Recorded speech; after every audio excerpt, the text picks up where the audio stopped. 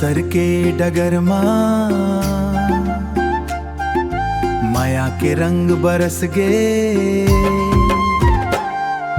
बस्तर के जंगल माँ चित्रकूट के पानी के तीर अनजाने माँ होगे मुलाकात, बदल गे हमर तकदीर। बस्तर के ओजियर माँ मोर जिंदगी ओ बदल गे। बस्तर के ओ डगर माँ मोर जिंदगी ओ बदल गे।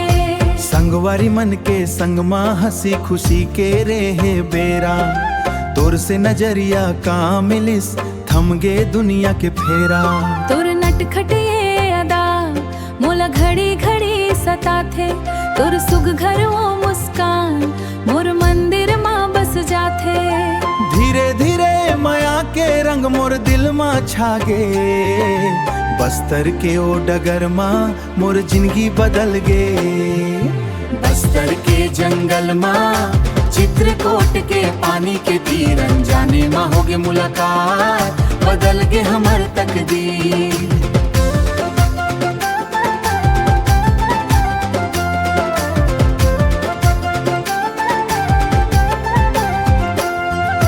अब तोर बिना एको पल मोला कतहु नहीं सुहाय, तोर माया के नदिया माँ मोर जिया बहते जाए। चंदा सूरज है गवा हमर वो पहली पीर के, अब तोरे संग जीना मरना रीत निभाबो मित के।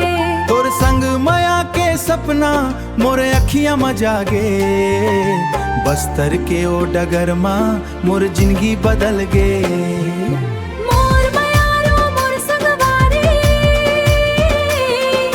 तोर बिन जिंदगी है सुना।